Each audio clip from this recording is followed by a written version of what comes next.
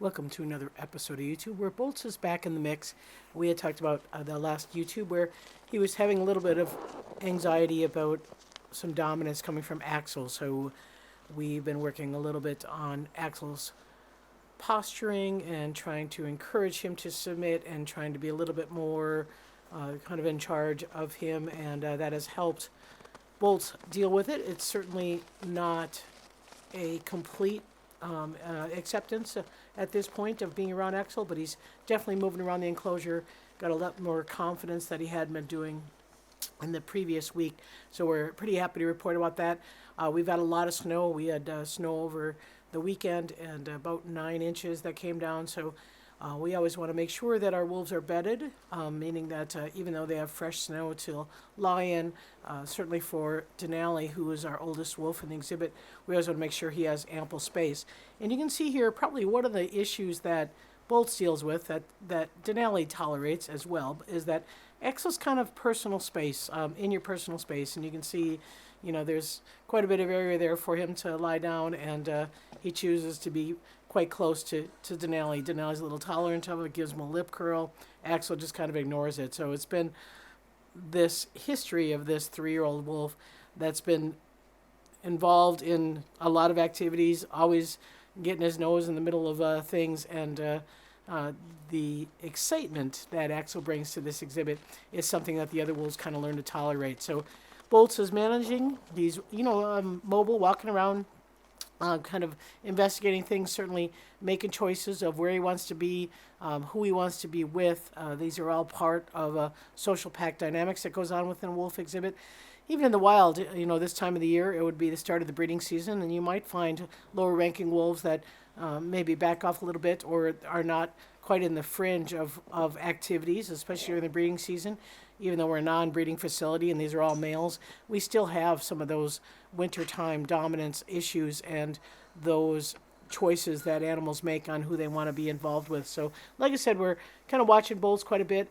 Grayson is also having some Axel posturing, and so there's a little bit of dominance going on between these two individuals. And we do know that things are going to work themselves out a little bit once we get back into a female into the exhibit 2020.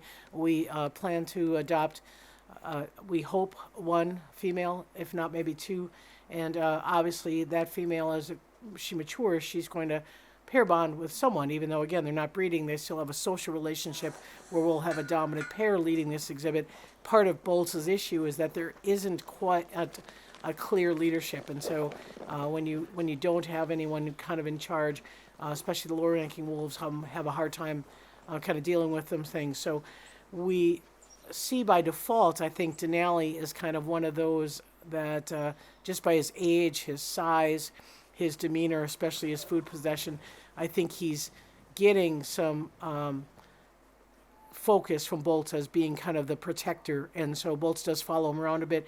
You can see the complete difference between Boltz and Denali on top of the den. Denali has no problem with Boltz being, inches away from him without any kind of threat display, versus the response to Axel is a little bit different. So certainly individual wolf relationships are always something that we look at. These are 3 different subspecies. These are non-related wolves.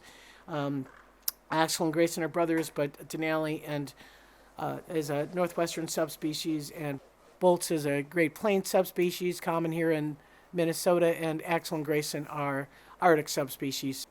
So we have 3 out of the 5, I would say, kind of referenced or acknowledged subspecies in North America here on exhibit. So the other 2 are the Mexican wolf and the eastern timber wolf. You may have noticed also on the webcam on Tuesday, we had the roof shoveled here. Very important part of northern Minnesota maintenance is when you get piled full of snow, you want to make sure that snow is off the roof. The weight of snow can be problematic. And so you may have seen the wolves on the back side, on the pack holding area. Grizzler was moved to the east side, and the rest of the pack, except for Boltz, was in this pack holding area. So you may have seen some webcam activity where they're pretty anxious about the shoveling. It is part of the exhibit. And here in the pack holding area, We do the shoveling. It's a smaller roof line, but you can see Grizzer is very excited to have Wolf Care staff in the enclosure helping out, doing the shoveling. So he's right there with us, checking out the tools, kind of working amongst the project, not intimidated at all by the work or by the noise or by the snow falling. And the benefit of us doing a lot of work in there is we get an opportunity then to get some hands-on, that's not related to the morning breakfast or morning meds or wolf care. So we're in there for several hours. That gives us an opportunity to interact, to check them out. And obviously at 15 and a half, we're going on 16 in May. We're, very concerned about how Grizzer's doing. Even little things like, does he have winter wax buildup in his ears because he's got such thick hair? So that's kind of what's been going on this week. Lots of work, lots of snow removal. A lot of snow for January. Usually we are doing this in March when we have this kind of buildup. So for us to have this much snow in January is going to definitely make a little bit of a challenge for us. So we're happy to report Grizzer's doing well. You can see him doing a raised leg urination there. Mobility, he's doing well. He does not have any pain meds. No pharmaceuticals on him, just a turmeric. He's got his regular vitamins. He's got a little bit of other supplemental vitamins by the vet. So if you want to learn more about the wolves, you can check us out. We do have a Wolf Care webinar subscription, good till February 1st, where you can sign up for a year's worth of webinars. We'll have 15 in 2020, starting with the February webinar on winter dynamics, and we'll have several of them featuring the pups. So a great opportunity to learn, about what's going on with the pack. And so you can follow us and get the opportunity to ask questions right to the Wolf Care staff as we broadcast live from the wolf exhibit. So if you're interested, check out wolf.org, www.wolf.org, and go to programs, and you'll check out the webinar subscription. So thanks for watching. See you next time.